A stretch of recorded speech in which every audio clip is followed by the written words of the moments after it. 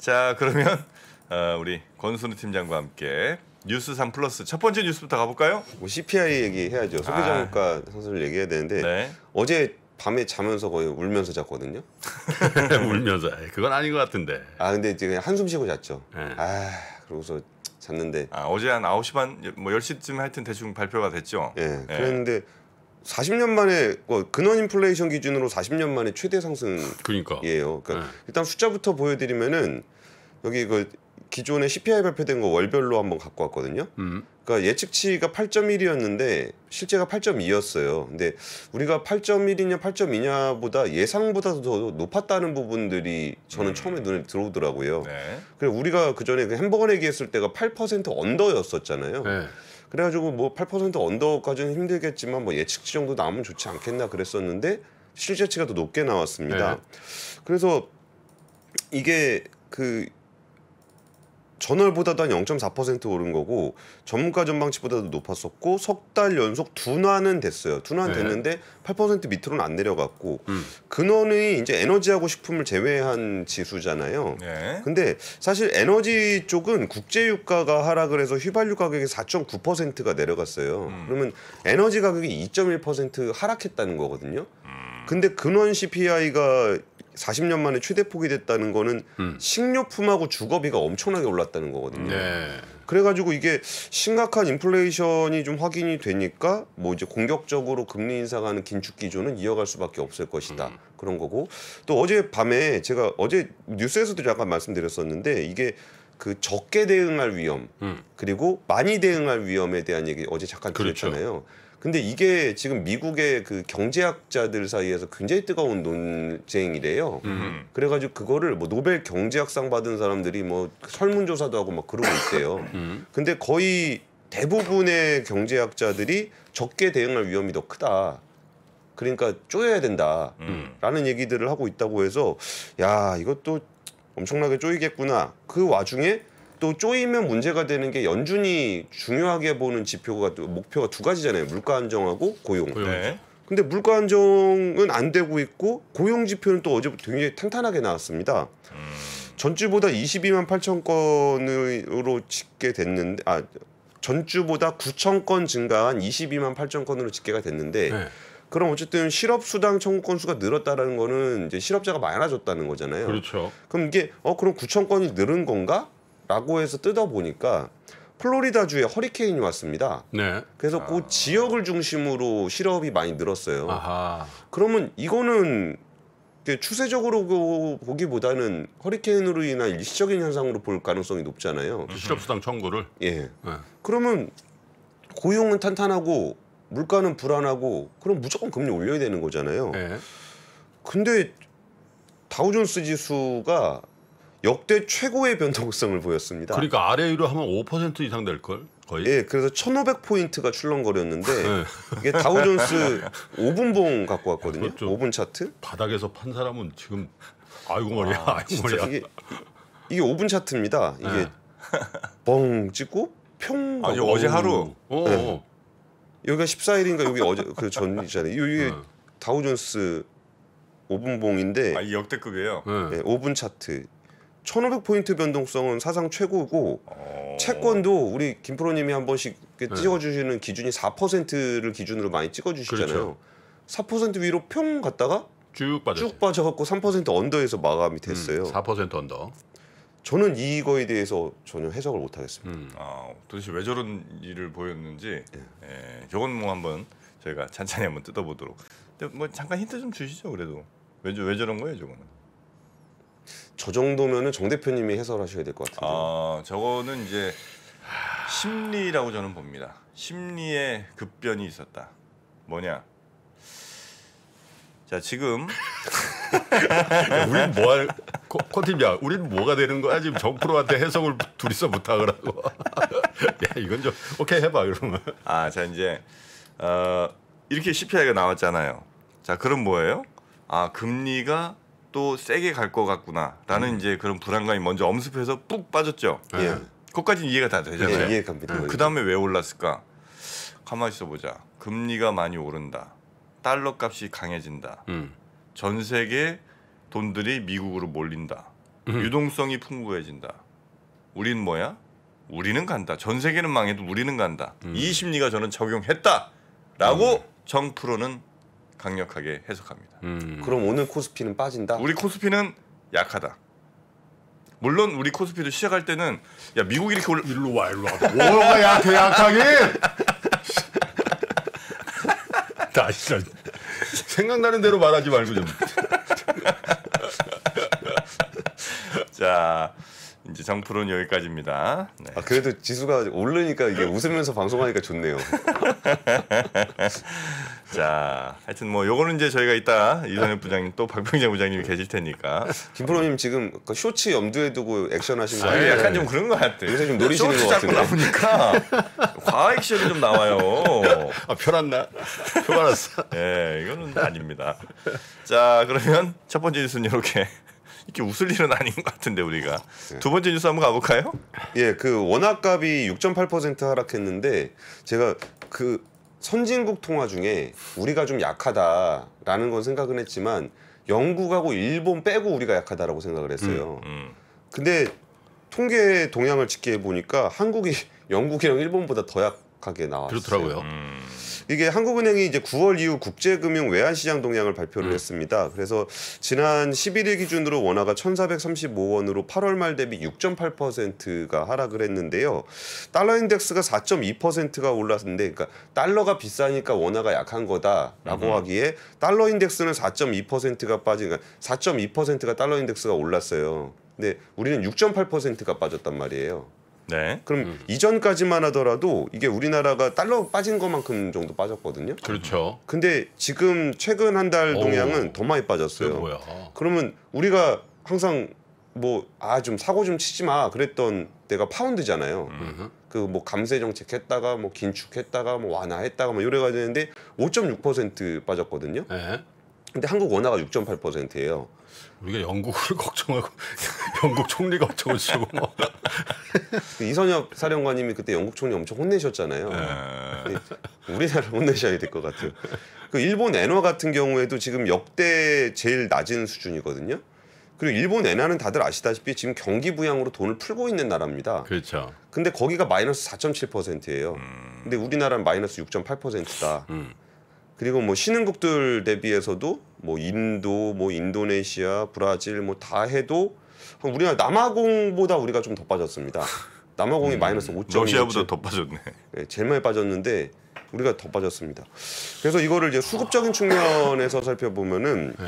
외국인의 한국 자산 매도가 영향을 미친 것으로 보여요. 네. 이게 일단 외국인 증권 투자 관련해서 보니까 주식 채권을 다 팔았습니다. 어허. 9월 달에. 그래서 이 부분에 대해서 영향이 좀 있었던 것 같고 네. 그리고 우리가 조금 다시 보고 싶은 부분은 주가. 네. 주가는 러시아가 제일 많이 빠졌고 저거 뭐 전쟁국이니까 어쩔 수 없다고 치고.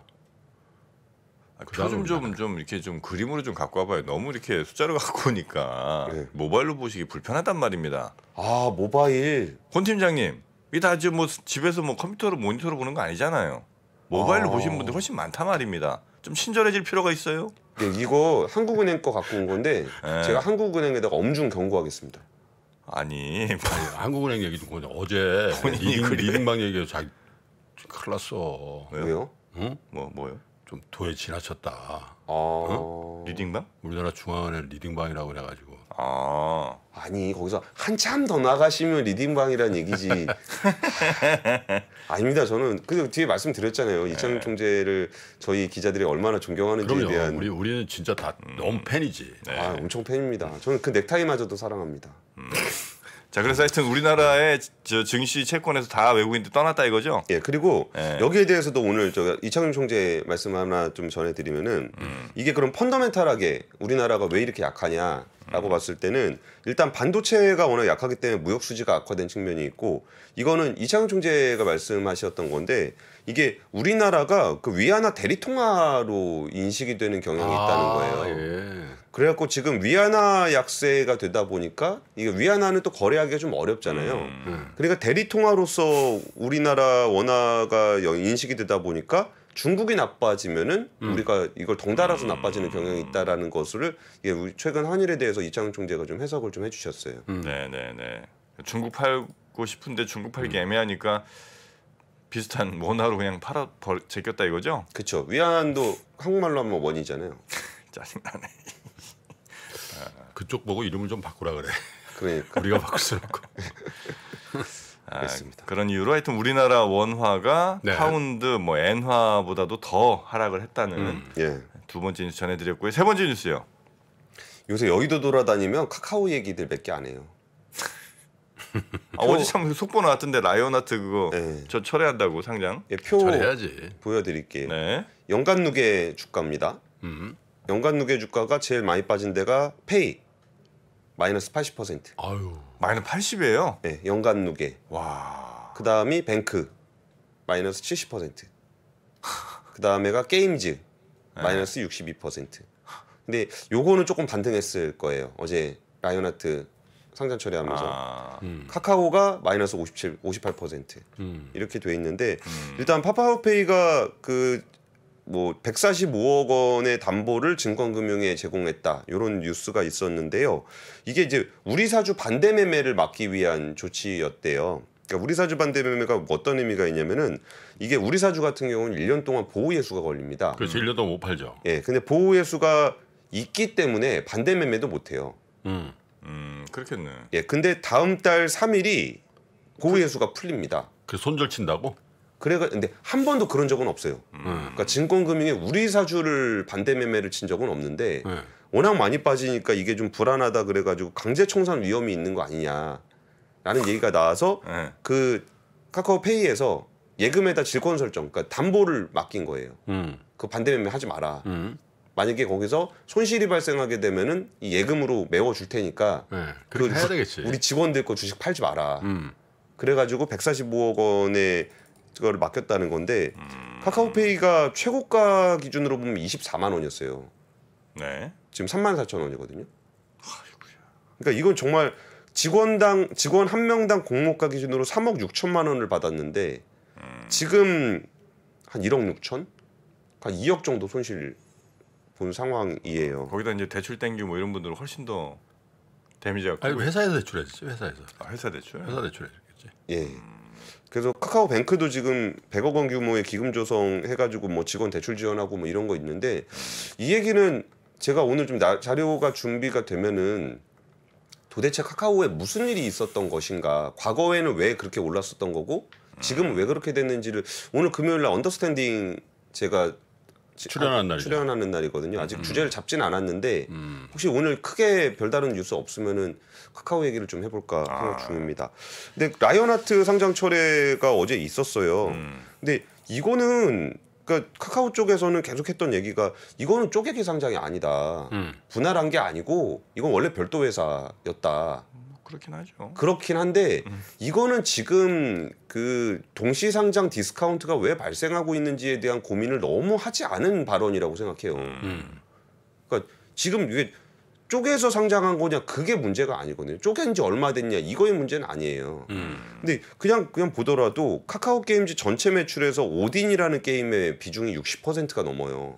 아, 카게임 전체에서 예. 오디는 라이온하트가 만든 거고. 그렇죠. 예. 근데 카카오 게임즈의 시가총액이 2조 8천억 원이에요.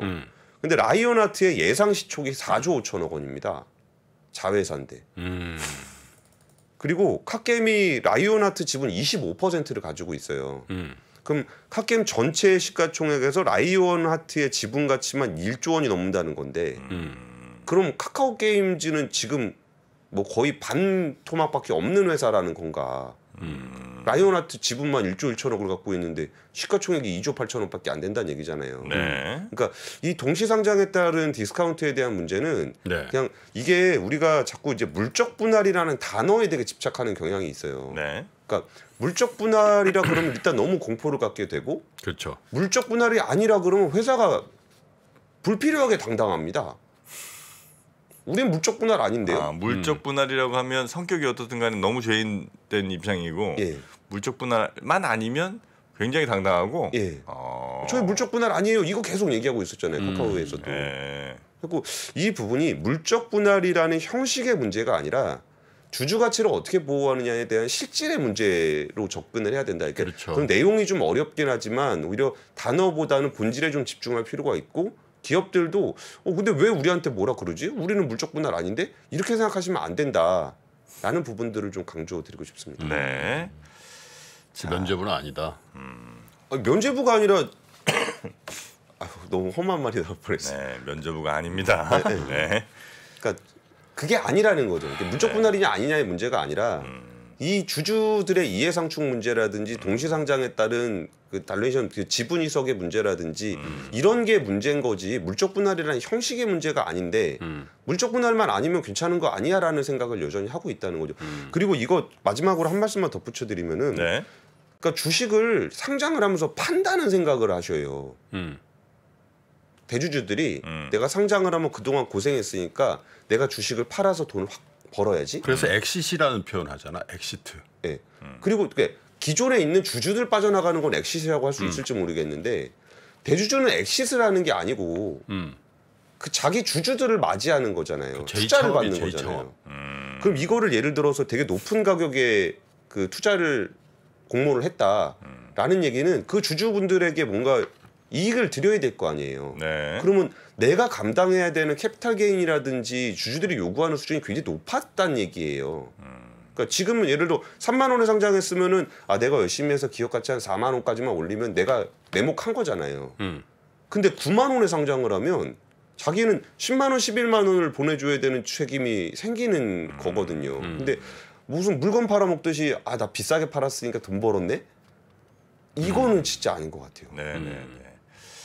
경영자의 마인드까지 짚어주신 우리 권순우 기자님 잠깐 쉬고 계세요. 우리 김프로님 잠깐 모시고 오겠습니다. 최근에 이제 매크로 경제 환경에서 가장 많이 나오는 얘기가 이제 인플레이션이죠. 이 매크로 경제라는 게 우리 일상생활에서나 아니면 투자에서나 굉장히 큰 영향을 주는 게 맞는 것 같습니다. 매크로 경제에서 가장 중요한 게 금리, 환율, 물가 이런 거거든요. 금리가 높을 때 유리한 기업이 있고 금리가 낮을 때 유리한 기업이 있을 겁니다. 환율이 높을 때 유리한 기업이 있고 환율이 낮을 때 불리한 기업이 있을 겁니다. 유불리를 논하면서 같이 그 기업에 대한 분석을 하거나 투자를 하는 게 조금 더 도움이 되지 않을까요? 상반기 최고의 베스트셀러 인플레이션에서 살아남기. 지금 서점에서 확인하세요.